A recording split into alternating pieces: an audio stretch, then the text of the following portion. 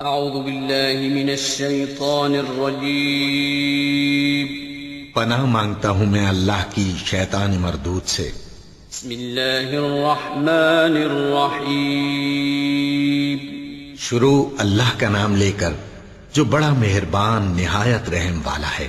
احمق لوگ کہیں گے کہ مسلمان جس قبلے پر پہلے سے چلے آتے تھے اب اس سے کیوں منہ پھیر بیٹھے؟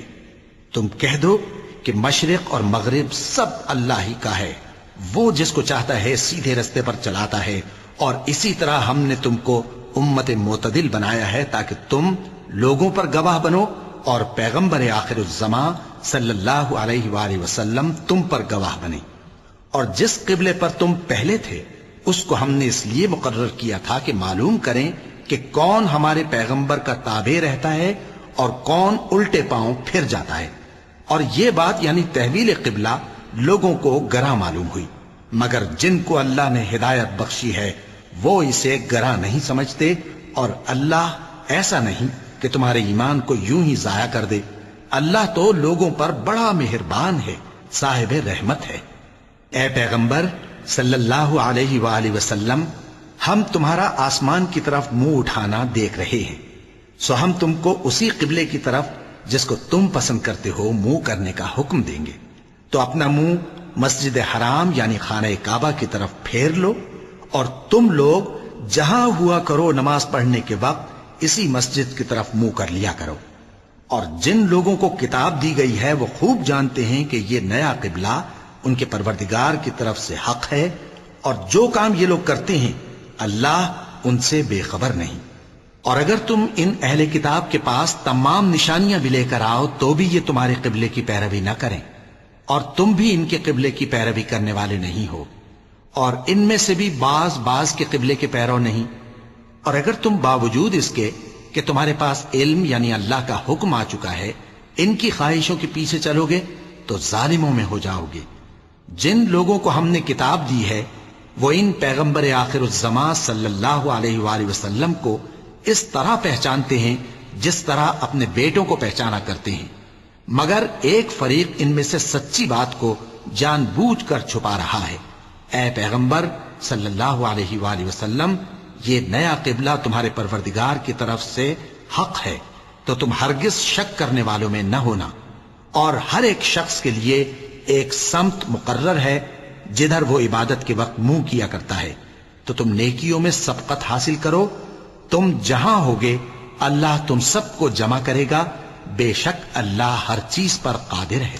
اور تم جہاں سے نکلو نماز میں اپنا منہ مسجد حرام کی طرف کر لیا کرو، بے شبہ یہ تمہارے پروردگار کی طرف سے حق ہے، اور تم لوگ جو کچھ کرتے ہو اللہ اس سے بے خبر نہیں۔ اور تم جہاں سے نکلو مسجد حرام کی طرف منہ کر کے نماز پڑھا کرو، اور مسلمانوں تم جہاں ہوا کرو اسی مسجد کی طرف رخ کیا کرو۔ یہ تاکید اس لیے کی گئی ہے کہ لوگ تم کو کسی طرح کا الزام نہ دے سکیں، مگر ان میں سے جو ظالم ہیں وہ الزام دیں تو دیں، سو ان سے مت ڈرنا اور مجھی سے ڈرتے رہنا۔ اور یہ بھی مقصود ہے کہ میں تم کو اپنی تمام نعمتیں بخشوں، اور یہ بھی کہ تم راہ راست پر چلو۔ جس طرح من جملہ اور نعمتوں کے ہم نے تمہیں میں سے ایک رسول بھیجے ہیں جو تم کو ہماری آیتیں پڑھ پڑھ کر سناتے اور تمہیں پاک بناتے، اور کتاب یعنی قرآن اور دانائی سکھاتے ہیں، اور ایسی باتیں بتاتے ہیں جو تم پہلے نہیں جانتے تھے۔ سو تم مجھے یاد کیا کرو، میں تمہیں یاد کیا کروں گا، اور میرا احسان مانتے رہنا اور میری ناشکری نہ کرنا۔ اے ایمان والو، صبر اور نماز سے مدد لیا کرو، بے شک اللہ صبر کرنے والوں کے ساتھ ہے۔ اور جو لوگ اللہ کی راہ میں مارے جائیں ان کی نسبت یہ نہ کہنا کہ وہ مرے ہوئے ہیں، وہ مردہ نہیں بلکہ زندہ ہیں، لیکن تم کو شعور نہیں۔ اور ہم کسی قدر خوف اور بھوک اور مال اور جانوں اور میووں کے نقصان سے تمہاری آزمائش کریں گے، اور صبر کرنے والوں کو بشارت سنا دو کہ ان لوگوں پر جب کوئی مصیبت واقع ہوتی ہے تو کہتے ہیں کہ ہم اللہ ہی کا مال ہیں اور اسی کی طرف لوٹ کر جانے والے ہیں۔ یہی لوگ ہیں جن پر ان کے پروردگار کی عنایتیں ہیں اور خصوصی رحمت بھی ہے، اور یہی سیدھے رستے پر ہیں۔ بے شک کوہ صفا اور مروہ اللہ کی نشانیوں میں سے ہیں، تو جو شخص خانہ کعبہ کا حج یا عمرہ کرے اس پر کچھ گناہ نہیں کہ دونوں کے درمیان چکر لگائے، بلکہ یہ ایک نیک کام ہے، اور جو کوئی نیک کام کرے تو اللہ قدردان ہے، دانا ہے۔ جو لوگ ہمارے حکموں اور ہدایتوں کو جو ہم نے نازل کی ہیں کسی غرض فاسد سے چھپاتے ہیں، باوجود کہ ہم نے ان کو لوگوں کے سمجھانے کے لیے اپنی کتاب میں کھول کھول کر بیان کر دیا ہے، ایسوں پر اللہ اور تمام لعنت کرنے والے لعنت کرتے ہیں۔ ہاں، جو توبہ کرتے ہیں اور اپنی حالت درست کر لیتے ہیں اور احکام الہی کو صاف صاف بیان کر دیتے ہیں تو میں ان کے قصور معاف کر دیتا ہوں، اور میں بڑا معاف کرنے والا بڑا مہربان ہوں۔ جو لوگ کافر ہوئے اور کافر ہی مرے، ایسوں پر اللہ کی اور فرشتوں کی اور انسانوں کی سب کی لعنت، وہ ہمیشہ اسی لعنت میں گرفتار رہیں گے۔ ان سے نہ تو عذاب ہلکا ہی کیا جائے گا اور نہ انہیں کچھ مہلت ملے گی۔ اور لوگوں، تمہارا معبود ایک ہی معبود ہے، اس بڑے مہربان اور رحم والے کے سوا کوئی عبادت کے لائق نہیں۔ بے شک آسمانوں اور زمین کے پیدا کرنے میں اور رات اور دن کے ایک دوسرے کے پیچھے آنے جانے میں اور کشتیوں اور جہازوں میں جو سمندر میں لوگوں کے فائدے کے لیے رواں ہیں، اور میں جس کو اللہ آسمان سے برساتا اور اس سے زمین کو اس کے مردہ ہو جانے کے بعد زندہ یعنی خشک ہو جانے کے بعد سرسبز کر دیتا ہے، اور زمین پر ہر قسم کے جانور پھیلانے میں اور ہواؤں کے چلانے میں اور بادلوں میں جو آسمان اور زمین کے درمیان گھرے رہتے ہیں، عقل مندوں کے لیے اللہ کی قدرت کی نشانیاں ہیں۔ اور بعض لوگ ایسے ہیں جو غیر اللہ کو اللہ کا شریک بناتے اور ان سے اللہ کی سی محبت کرتے ہیں، لیکن جو ایمان والے ہیں وہ تو اللہ ہی کے سب سے زیادہ دوستدار ہیں۔ اور اے کاش ظالم لوگ جو بات عذاب کے وقت دیکھیں گے اب دیکھ لیتے کہ سخت طرح کی طاقت اللہ ہی کو ہے، اور یہ کہ اللہ سخت عذاب کرنے والا ہے۔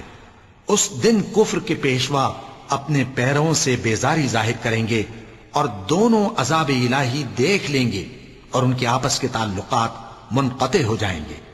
یہ حال دیکھ کر پیروی کرنے والے حسرت سے کہیں گے کہ اے کاش ہمیں پھر دنیا میں جانا نصیب ہو، تاکہ جس طرح یہ ہم سے بیزار ہو رہے ہیں اسی طرح ہم بھی ان سے بیزار ہوں۔ اس طرح اللہ ان کے اعمال حسرت بنا کر دکھائے گا اور وہ دوزخ سے نکل نہیں سکیں گے۔ لوگوں، جو چیزیں زمین میں حلال طیب ہیں وہ کھاؤ، اور شیطان کے قدموں پر نہ چلو، وہ تمہارا کھلا دشمن ہے۔ وہ تو تم کو برائی اور بے حیائی ہی کے کام کرنے کو کہتا ہے، اور یہ بھی کہ اللہ کی نسبت ایسی باتیں کہو جن کا تمہیں کچھ بھی علم نہیں۔ اور جب ان لوگوں سے کہا جاتا ہے کہ جو کتاب اللہ نے نازل فرمائی ہے اس کی پیروی کرو، تو کہتے ہیں نہیں، بلکہ ہم تو اسی چیز کی پیروی کریں گے جس پر ہم نے اپنے باپ دادا کو پایا۔ بھلا اگرچہ ان کے باپ دادا نہ کچھ سمجھتے ہوں اور نہ سیدھے رستے پر ہوں، تب بھی وہ انہی کی تقلید کیے جائیں گے۔ جو لوگ کافر ہیں ان کی مثال اس شخص کی سی ہے جو کسی ایسی چیز کو آواز دے جو پکار اور آواز کے سوا کچھ سن نہ سکے۔ یہ بہرے ہیں، گونگے ہیں، اندھے ہیں کہ کچھ سمجھ ہی نہیں سکتے۔ اے اہل ایمان، جو پاکیزہ چیزیں ہم نے تم کو عطا فرمائی ہیں ان کو کھاؤ، اور اگر اللہ ہی کے بندے ہو تو اس کی نعمتوں کا شکر بھی ادا کرو۔ اس نے تو تم پر بس مرا ہوا جانور اور لہو اور سور کا گوشت اور جس چیز پر اللہ کے سوا کسی اور کا نام پکارا جائے حرام کر دیا ہے۔ ہاں، جو مجبور ہو جائے بشرطے کہ اللہ کی نافرمانی نہ کرے اور حد ضرورت سے باہر نہ نکل جائے، اس پر کچھ گناہ نہیں۔ بے شک اللہ بخشنے والا ہے، رحم کرنے والا ہے۔ جو لوگ اللہ کی کتاب سے ان آیتوں اور ہدایتوں کو جو اس نے نازل فرمائی ہیں چھپاتے اور ان کے بدلے تھوڑی سی قیمت یعنی دنیاوی منفعت حاصل کرتے ہیں، وہ اپنے پیٹوں میں محض آگ بھرتے ہیں۔ ایسے لوگوں سے اللہ قیامت کے دن نہ کلام کرے گا اور نہ ان کو گناہوں سے پاک کرے گا، اور ان کے لیے دکھ دینے والا عذاب ہے۔ یہ وہ لوگ ہیں جنہوں نے ہدایت چھوڑ کر گمراہی اور بخشش چھوڑ کر عذاب خرید لیا۔ یہ آتش جہنم کی کیسی برداشت کرنے والے ہیں۔ یہ اس لیے کہ اللہ نے کتاب سچائی کے ساتھ نازل فرمائی، اور جن لوگوں نے اس کتاب میں اختلاف کیا وہ ضد میں آ کر نیکی سے دور ہو گئے ہیں۔ نیکی یہی نہیں کہ تم مشرق و مغرب کو قبلہ سمجھ کر ان کی طرف منہ کر لو، بلکہ نیکی یہ ہے کہ لوگ اللہ پر اور روز آخر پر اور فرشتوں پر اور اللہ کی کتاب پر اور پیغمبروں پر ایمان لائیں، اور مال باوجود عزیز رکھنے کے رشتہ داروں اور یتیموں اور محتاجوں اور مسافروں اور مانگنے والوں کو دیں، اور گردنوں کے چھڑانے میں خرچ کریں، اور نماز پڑھیں اور زکوٰۃ دیں، اور جب عہد کر لیں تو اس کو پورا کریں، اور سختی اور تکلیف میں اور جنگ کے وقت ثابت قدم رہیں۔ یہی لوگ ہیں جو ایمان میں سچے ہیں، اور یہی ہیں جو اللہ سے ڈرنے والے ہیں۔ مومنوں، تم کو مقتولوں کے بارے میں قصاص یعنی خون کے بدلے خون کا حکم دیا جاتا ہے، اس طرح پر کہ آزاد کے بدلے آزاد مارا جائے، اور غلام کے بدلے غلام، اور عورت کے بدلے عورت۔ اور اگر قاتل کو اس کے مقتول بھائی کے قصاص میں سے کچھ معاف کر دیا جائے تو وارث مقتول کو پسندیدہ طریق سے قرارداد کی پیروی یعنی مطالبہ خون بہا کرنا اور قاتل کو خوشخوئی کے ساتھ ادا کرنا چاہیے۔ یہ تمہارے پروردگار کی طرف سے تمہارے لیے آسانی اور مہربانی ہے۔ اب جو اس کے بعد زیادتی کرے اس کے لیے دکھ کا عذاب ہے۔ اور اے اہل عقل، حکم قصاص میں تمہاری زندگانی ہے کہ تم قتل و خونریزی سے بچو۔ تم پر فرض کیا جاتا ہے کہ جب تم میں سے کسی کو موت کا وقت آ جائے تو اگر وہ کچھ مال چھوڑ جانے والا ہو تو ماں باپ اور رشتہ داروں کے لیے دستور کے مطابق وصیت کر جائے۔ اللہ سے ڈرنے والوں پر یہ ایک حق ہے۔ پھر جو شخص وصیت کو سننے کے بعد اس کو بدل ڈالے تو اس کے بدلنے کا گناہ انہی لوگوں پر ہے جو اس کو بدلیں، اور بے شک اللہ سنتا جانتا ہے۔ اب اگر کسی کو وصیت کرنے والے کی طرف سے کسی وارث کی طرفداری یا حق تلفی کا اندیشہ ہو تو اگر وہ وصیت کو بدل کر وارثوں میں صلح کرا دے تو اس پر کچھ گناہ نہیں، بے شک اللہ بخشنے والا ہے، رحم والا ہے۔ مومنوں، تم پر روزے فرض کیے گئے ہیں جس طرح تم سے پہلے لوگوں پر فرض کیے گئے تھے تاکہ تم پرہیزگار بنو۔ روزوں کے دن گنتی کے چند روز ہیں، تو جو شخص تم میں سے بیمار ہو یا سفر میں ہو تو دوسرے دنوں میں روزوں کا شمار پورا کر لے۔ اور جو لوگ روزہ رکھنے کی طاقت رکھیں لیکن رکھیں نہیں، وہ روزے کے بدلے محتاج کو کھانا کھلا دیں۔ اور جو کوئی اپنی مرضی سے زیادہ نیکی کرے تو اس کے حق میں زیادہ اچھا ہے، اور اگر سمجھو تو روزہ رکھنا ہی تمہارے حق میں بہتر ہے۔ روزوں کا مہینہ رمضان کا مہینہ ہے جس میں قرآن اول نازل ہوا، جو لوگوں کا رہنما ہے اور جس میں ہدایت کی کھلی نشانیاں ہیں اور جو حق و باطل کو الگ الگ کرنے والا ہے۔ تو جو کوئی تم میں سے اس مہینے میں موجود ہو چاہیے کہ پورے مہینے کے روزے رکھے، اور جو بیمار ہو یا سفر میں ہو تو دوسرے دنوں میں روزے رکھ کر ان کا شمار پورا کر لے۔ اللہ تمہارے حق میں آسانی چاہتا ہے اور سختی نہیں چاہتا، اور یہ آسانی کا حکم اس لیے دیا گیا ہے کہ تم روزوں کا شمار پورا کر لو، اور اس احسان کے بدلے کہ اللہ نے تم کو ہدایت بخشی ہے تم اس کو بزرگی سے یاد کرو اور اس کا شکر کرو۔ اور اے پیغمبر، جب تم سے میرے بندے میرے بارے میں دریافت کریں تو انہیں معلوم ہو کہ میں تو تمہارے پاس ہی ہوں۔ جب کوئی پکارنے والا مجھے پکارتا ہے تو میں اس کی دعا قبول کرتا ہوں، تو ان کو چاہیے کہ میرے حکموں کو مانیں اور مجھ پر ایمان رکھیں تاکہ نیک رستہ پائیں۔ روزوں کی راتوں میں تمہارے لیے اپنی عورتوں کے پاس جانا جائز کر دیا گیا ہے، وہ تمہاری پوشاک ہیں اور تم ان کی پوشاک ہو۔ اللہ کو معلوم ہے کہ تم ان کے پاس جانے سے اپنے حق میں خیانت کرتے تھے، سو اس نے تم پر مہربانی کی اور تمہاری حرکات سے درگزر فرمائی، تو اب تم کو اختیار ہے کہ ان سے مباشرت کرو۔ اور اللہ نے جو چیز تمہارے لیے لکھ رکھی ہے یعنی اولاد، اس کو اللہ سے طلب کرو اور کھاؤ اور پیو، یہاں تک کہ صبح کی سفید دھاری رات کی سیاہ دھاری سے الگ نظر آنے لگے۔ پھر روزہ رکھ کر رات تک پورا کرو، اور جب تم مسجدوں میں اعتکاف بیٹھتے ہو تو ان سے مباشرت نہ کرو، یہ اللہ کی حدیں ہیں، ان کے پاس نہ جانا۔ اسی طرح اللہ اپنی آیتیں لوگوں کے سمجھانے کے لیے کھول کھول کر بیان فرماتا ہے تاکہ وہ پرہیزگار بنے۔ اور آپس میں ایک دوسرے کا مال ناحق نہ کھاؤ، اور نہ اس کو رشوتاً حاکموں کے پاس پہنچاؤ تاکہ لوگوں کے مال کا کچھ حصہ ناجائز طور پر کھا جاؤ، اور اسے تم جانتے بھی ہو۔ اے پیغمبر، لوگ تم سے نئے چاند کے بارے میں دریافت کرتے ہیں کہ گھٹتا بڑھتا کیوں ہے۔ کہہ دو کہ وہ لوگوں کے کاموں کی میعادیں اور حج کے وقت معلوم ہونے کا ذریعہ ہے، اور نیکی اس بات میں نہیں کہ احرام کی حالت میں گھروں میں ان کے پچھواڑے کی طرف سے آؤ، بلکہ نیکوکار وہ ہے جو پرہیزگار ہو، اور گھروں میں ان کے دروازوں سے آیا کرو، اور اللہ سے ڈرتے رہو تاکہ کامیاب ہو جاؤ۔ اور جو لوگ تم سے لڑتے ہیں تم بھی اللہ کی راہ میں ان سے لڑو، مگر زیادتی نہ کرنا، کہ اللہ زیادتی کرنے والوں کو دوست نہیں رکھتا۔ اور ان کو جہاں پاؤ قتل کر دو، اور جہاں سے انہوں نے تم کو نکالا ہے یعنی مکے سے، وہاں سے تم بھی ان کو نکال دو۔ اور دین سے گمراہ کرنے کا فساد قتل و خونریزی سے کہیں بڑھ کر ہے۔ اور جب تک وہ تم سے مسجد حرام یعنی خانہ کعبہ کے پاس نہ لڑیں تم بھی وہاں ان سے نہ لڑنا۔ ہاں اگر وہ تم سے لڑیں تو تم ان کو قتل کر ڈالو، کافروں کی یہی سزا ہے۔ پھر اگر وہ باز آ جائیں تو اللہ بخشنے والا ہے، رحم کرنے والا ہے۔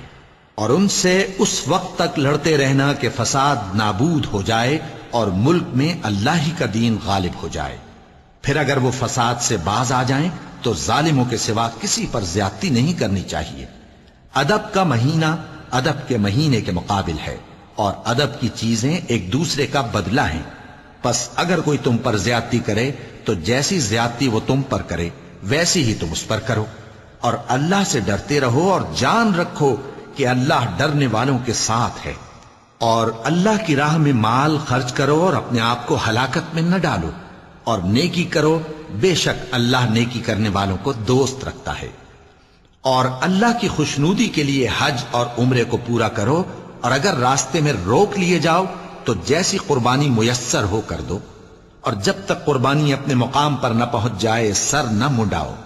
اور اگر کوئی تم میں بیمار ہو یا اس کے سر میں کسی طرح کی تکلیف ہو تو اگر وہ سر منڈا لے تو اس کے بدلے روزے رکھے یا صدقہ دے یا قربانی کرے۔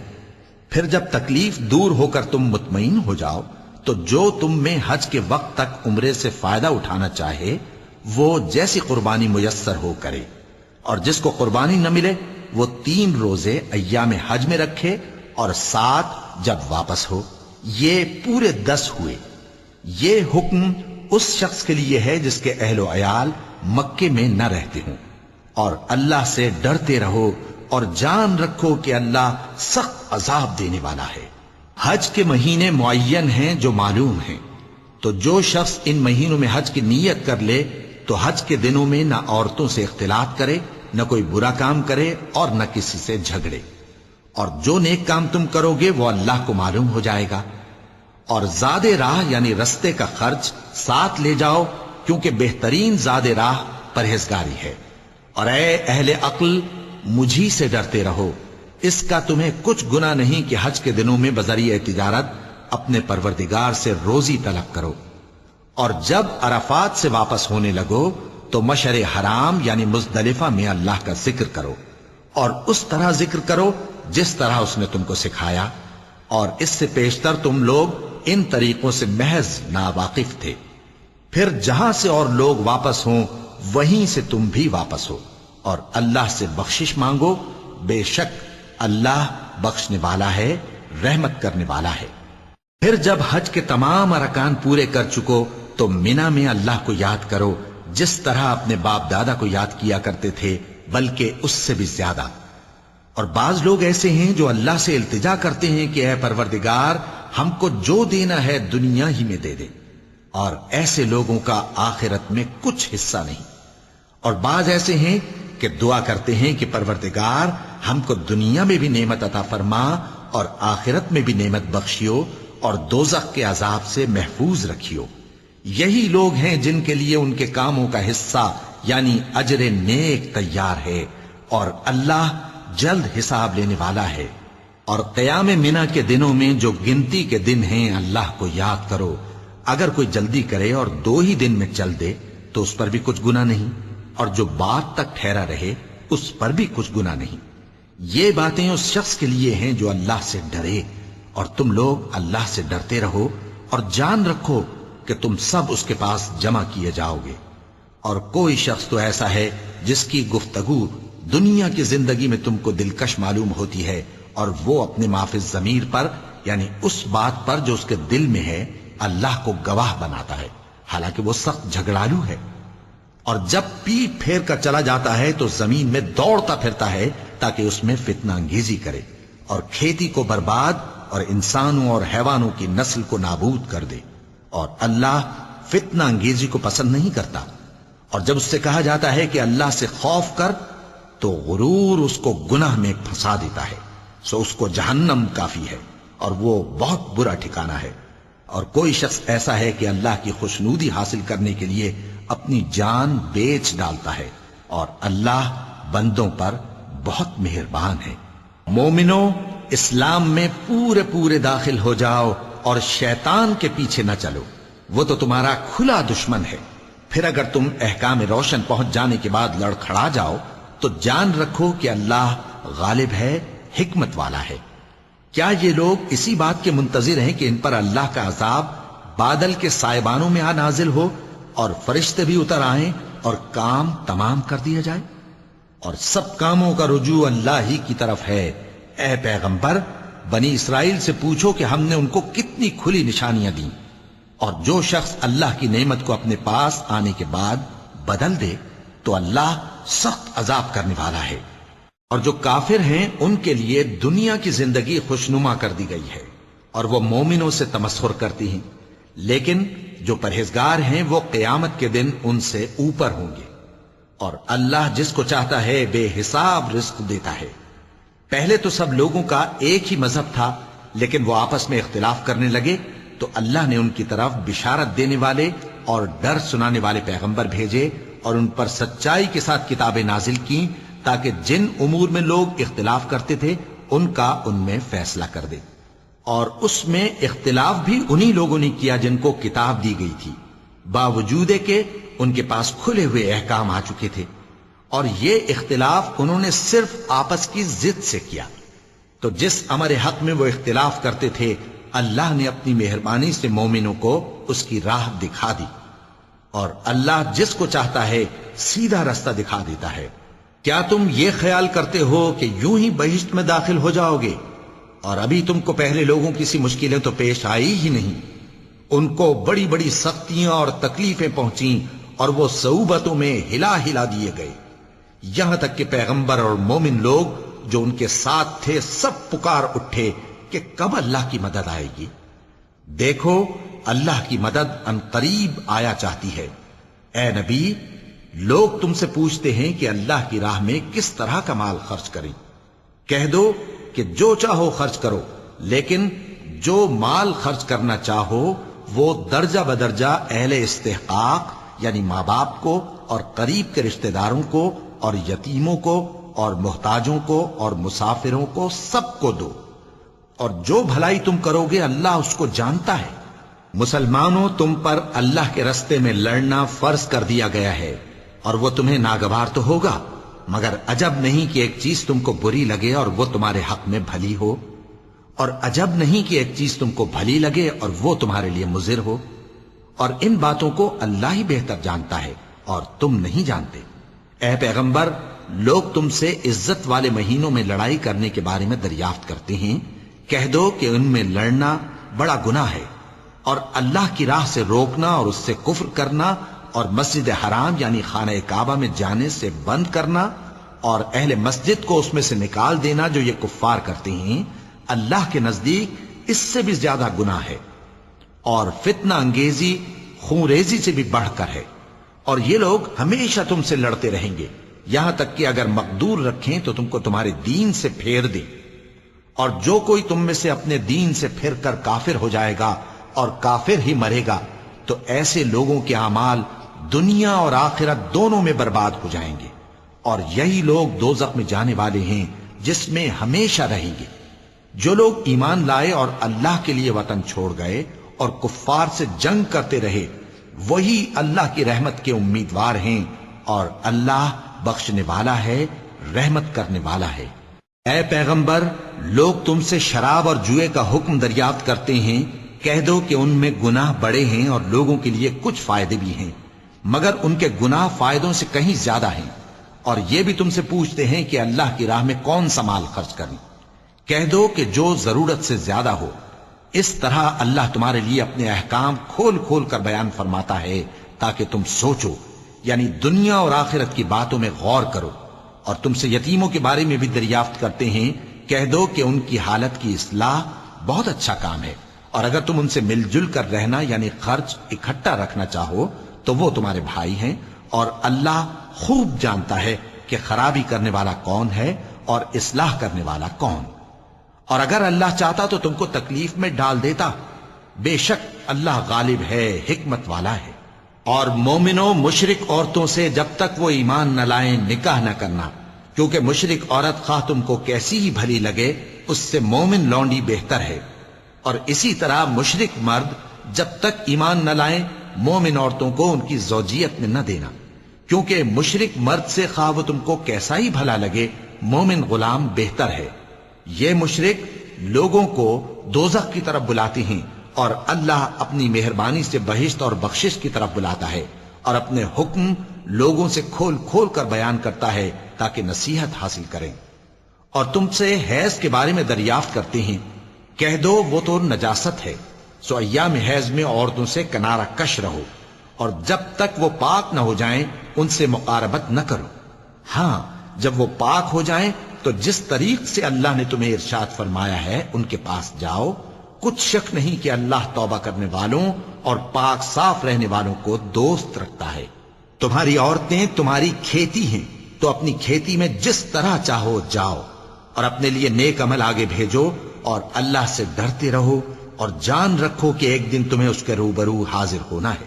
اور اے پیغمبر ایمان والوں کو بشارت سنا دو، اور اللہ کے نام کو اس بات کا ہیلا نہ بنانا کہ اس کی قسمیں کھا کھا کر سلوک کرنے اور پرہیزگاری کرنے اور لوگوں میں صلح و سازگاری کرانے سے رک جاؤ. اور اللہ سب کچھ سنتا ہے، جانتا ہے. اللہ تمہاری لغو قسموں پر تم سے مواخذہ نہیں کرے گا، لیکن جو قسمیں تم قصد دلی سے کھاؤ گے ان پر مواخذہ کرے گا. اور اللہ بخشنے والا ہے، بردبار ہے. جو لوگ اپنی عورتوں کے پاس جانے کی قسم کھا لیں ان کو 4 مہینے تک انتظار کرنا چاہیے. اگر اس عرصے میں قسم سے رجوع کر لیں تو اللہ بخشنے والا ہے، مہربان ہے. اور اگر طلاق کا ارادہ کر لیں تو بھی اللہ سنتا ہے، جانتا ہے. اور طلاق والی عورتیں 3 حیض تک اپنے تئیں روکے رہیں، اور اگر وہ اللہ اور روز قیامت پر ایمان رکھتی ہیں تو ان کو جائز نہیں کہ اللہ نے جو کچھ ان کے شکم میں پیدا کیا ہے اس کو چھپائیں. اور ان کے خاوند اگر پھر موافقت چاہیں تو اس مدت میں وہ ان کو اپنی زوجیت میں لے لینے کے زیادہ حقدار ہیں. اور عورتوں کا حق مردوں پر ویسا ہی ہے جیسے دستور کے مطابق مردوں کا حق عورتوں پر ہے. البتہ مردوں کو عورتوں پر 1 درجہ فضیلت ہے، اور اللہ غالب ہے، صاحب حکمت ہے. طلاق صرف 2 بار ہے، یعنی جب 2 دفعہ طلاق دے دی جائے تو پھر عورتوں کو یا تو بطریق شائستہ نکاح میں رہنے دینا ہے یا بھلائی کے ساتھ چھوڑ دینا. اور یہ جائز نہیں کہ جو مہر تم ان کو دے چکے ہو اس میں سے کچھ واپس لے لو. ہاں اگر زن و شوہر کو خوف ہو کہ وہ اللہ کی حدوں کو قائم نہیں رکھ سکیں گے تو اگر عورت خاوند کے ہاتھ سے رہائی پانے کے بدلے میں کچھ دے ڈالے تو دونوں پر کچھ گناہ نہیں. یہ اللہ کی مقرر کی ہوئی حدیں ہیں، ان سے باہر نہ نکلنا. اور جو لوگ اللہ کی حدوں سے باہر نکل جائیں گے وہ گناہگار ہوں گے. پھر اگر شوہر 2 طلاقوں کے بعد تیسری طلاق عورت کو دے دے تو اس کے بعد جب تک عورت کسی دوسرے شخص سے نکاح نہ کر لے اس پہلے شوہر پر حلال نہ ہوگی. ہاں اگر دوسرا خاوند بھی طلاق دے دے اور عورت اور پہلا خاوند پھر ایک دوسرے کی طرف رجوع کر لیں تو ان پر کچھ گناہ نہیں، بشرطے کہ دونوں یقین کریں کہ اللہ کی حدوں کو قائم رکھ سکیں گے. اور یہ اللہ کی حدیں ہیں، ان کو وہ ان لوگوں کے لیے بیان فرماتا ہے جو علم رکھتے ہیں. اور جب تم عورتوں کو 2 دفعہ طلاق دے چکو اور ان کی عدت پوری ہو جائے تو انہیں یا تو حسن سلوک سے نکاح میں رہنے دو یا بطریق شائستہ رخصت کر دو. اور اس نیت سے ان کو نکاح میں نہ رہنے دینا چاہیے کہ انہیں تکلیف دو اور ان پر زیادتی کرو. اور جو ایسا کرے گا وہ اپنا ہی نقصان کرے گا. اور اللہ کے احکام کو ہنسی اور کھیل نہ بناؤ. اور اللہ نے تم کو جو نعمتیں بخشی ہیں اور تم پر جو کتاب اور دانائی کی باتیں نازل کی ہیں جن سے وہ تمہیں نصیحت فرماتا ہے ان کو یاد کرو، اور اللہ سے ڈرتے رہو، اور جان رکھو کہ اللہ ہر چیز سے واقف ہے۔ اور جب تم عورتوں کو طلاق دے چکو اور ان کی عدت پوری ہو جائے تو ان کو اپنے شوہروں کے ساتھ جب وہ آپس میں جائز طور پر راضی ہو جائیں نکاح کرنے سے مت روکو۔ اس حکم سے اس شخص کو نصیحت کی جاتی ہے جو تم میں اللہ اور روز آخر پر یقین رکھتا ہے۔ یہ تمہارے لیے نہایت خوب اور بہت پاکیزگی کی بات ہے، اور اللہ جانتا ہے اور تم نہیں جانتے۔ اور مائیں اپنے بچوں کو پورے 2 سال دودھ پلائیں، یہ حکم اس شخص کے لیے ہے جو پوری مدت تک دودھ پلوانا چاہے، اور دودھ پلانے والی ماؤں کا کھانا اور کپڑا دستور کے مطابق باپ کے ذمے ہوگا۔ کسی شخص کو اس کی طاقت سے زیادہ تکلیف نہیں دی جاتی، تو یاد رکھو کہ نہ تو ماں کو اس کے بچے کے سبب نقصان پہنچایا جائے اور نہ باپ کو اس کی اولاد کی وجہ سے نقصان پہنچایا جائے، اور اسی طرح نان و نفقہ بچے کے وارث کے ذمے ہے۔ اور اگر دونوں یعنی ماں باپ آپس کی رضامندی اور صلاح سے بچے کا دودھ چھڑانا چاہیں تو ان پر کچھ گناہ نہیں، اور اگر تم اپنی اولاد کو دودھ پلوانا چاہو تو تم پر کچھ گناہ نہیں، بشرطے کہ تم دودھ پلانے والیوں کو دستور کے مطابق ان کا حق جو تم نے دینا کیا تھا دے دو۔ اور اللہ سے ڈرتے رہو اور جان رکھو کہ جو کچھ تم کرتے ہو اللہ اس کو دیکھ رہا ہے۔ اور جو لوگ تم میں سے مر جائیں اور عورتیں چھوڑ جائیں تو وہ عورتیں 4 مہینے اور 10 دن اپنے آپ کو روکے رہیں، اور جب یہ عدت پوری کر چکیں اور اپنے حق میں پسندیدہ کام یعنی نکاح کر لیں تو تم پر کچھ گناہ نہیں، اور اللہ تمہارے سب کاموں سے واقف ہے۔ اگر تم اشارے کنائے میں عورتوں کو نکاح کا پیغام بھیجو یا نکاح کی خواہش کو اپنے دلوں میں مخفی رکھو تو تم پر کچھ گناہ نہیں۔ اللہ کو معلوم ہے کہ تم ان سے نکاح کا ذکر کرو گے، مگر ایام عدت میں اس کے سوا کے دستور کے مطابق کوئی بات کہہ دو، پوشیدہ طور پر ان سے قول و قرار نہ کرنا، اور جب تک عدت پوری نہ ہو لے نکاح کا پختہ ارادہ نہ کرنا۔ اور جان رکھو کہ جو کچھ تمہارے دلوں میں ہے اللہ کو سب معلوم ہے، تو اس سے ڈرتے رہو اور جان رکھو کہ اللہ بخشنے والا ہے، حلم والا ہے۔ اور اگر تم عورتوں کو ان کے پاس جانے یا ان کا مہر مقرر کرنے سے پہلے طلاق دے دو تو تم پر کچھ گناہ نہیں، ہاں ان کو دستور کے مطابق کچھ خرچ ضرور دو، یعنی مقدور والا اپنے مقدور کے مطابق دے اور تنگ دست اپنی حیثیت کے مطابق۔ نیک لوگوں پر یہ ایک طرح کا حق ہے۔ اور اگر تم عورتوں کو ان کے پاس جانے سے پہلے طلاق دے دو لیکن مہر مقرر کر چکے ہو تو آدھا مہر دینا ہوگا۔ ہاں اگر عورتیں مہر بخش دیں یا مرد جن کے ہاتھ میں عقد نکاح ہے اپنا حق چھوڑ دیں اور پورا مہر دے دیں تو ان کو اختیار ہے۔ اور اگر تم مرد لوگ ہی اپنا حق چھوڑ دو تو یہ پرہیزگاری کی بات ہے، اور آپس میں بھلائی کرنے کو فراموش نہ کرنا۔ کچھ شک نہیں کہ اللہ تمہارے سب کاموں کو دیکھ رہا ہے۔ مسلمانوں، سب نمازیں خصوصاً بیچ کی نماز یعنی نماز عصر پورے اہتمام کے ساتھ ادا کرتے رہو اور اللہ کے آگے ادب سے کھڑے رہا کرو۔ پھر اگر تم خوف کی حالت میں ہو تو پیادے یا سوار جس حال میں ہو نماز پڑھ لو۔ پھر جب امن و اطمینان ہو جائے تو جس طریق سے اللہ نے تم کو سکھایا ہے جو تم پہلے نہیں جانتے تھے اللہ کو یاد کرو۔ اور جو لوگ تم میں سے مر جائیں اور عورتیں چھوڑ جائیں وہ اپنی عورتوں کے حق میں وصیت کر جائیں کہ ان کو 1 سال تک خرچ دیا جائے اور گھر سے نہ نکالی جائیں۔ ہاں اگر وہ خود گھر سے چلی جائیں اور اپنے حق میں پسندیدہ کام یعنی نکاح کر لیں تو تم پر کچھ گناہ نہیں، اور اللہ زبردست ہے، حکمت والا ہے۔ اور مطلقہ عورتوں کو بھی دستور کے مطابق نان و نفقہ دینا چاہیے، پرہیزگاروں پر یہ بھی حق ہے۔ اسی طرح اللہ اپنے احکام تمہارے لیے بیان فرماتا ہے تاکہ تم سمجھو۔ بھلا تم نے ان لوگوں کو نہیں دیکھا جو شمار میں ہزاروں ہی تھے اور موت کے ڈر سے اپنے گھروں سے نکل بھاگے تھے؟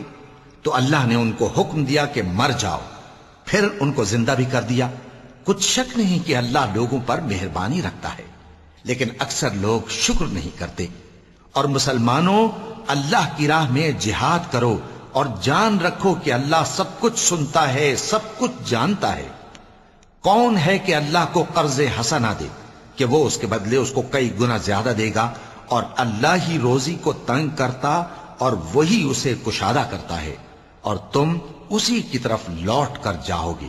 بھلا تم نے بنی اسرائیل کی ایک جماعت کو نہیں دیکھا جس نے موسیٰ کے بعد اپنے پیغمبر سے کہا کہ آپ ہمارے لیے ایک بادشاہ مقرر کر دیں تاکہ ہم اللہ کی راہ میں جہاد کریں؟ پیغمبر نے کہا کہ اگر تم کو جہاد کا حکم دیا جائے تو ایسا تو نہیں کہ لڑنے سے پہلو تہی کرو۔ وہ کہنے لگے کہ ہم اللہ کی راہ میں کیوں نہ لڑیں گے جبکہ ہم وطن سے خارج اور بال بچوں سے جدا کر دیے گئے۔ پھر جب ان کو جہاد کا حکم دیا گیا تو چند اشخاص کے سوا سب پھر گئے، اور اللہ ظالموں سے خوب واقف ہے۔ اور پیغمبر نے ان سے یہ بھی کہا کہ اللہ نے تم پر طالوت کو بادشاہ مقرر فرمایا ہے۔ وہ بولے کہ اسے ہم پر بادشاہی کا حق کیوں کر ہو سکتا ہے؟ اس سے بڑھ کر بادشاہی کے مستحق تو ہم ہیں، اور اس کے پاس تو بہت سی دولت بھی نہیں۔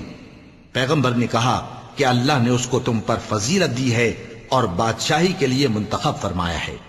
اس نے اسے علم بھی بہت سا بخشا ہے اور تن و توش بھی بڑا عطا کیا ہے، اور اللہ کو اختیار ہے جسے چاہے بادشاہی بخشے، وہ بڑا کشائش والا ہے، دانا ہے۔ صدق اللہ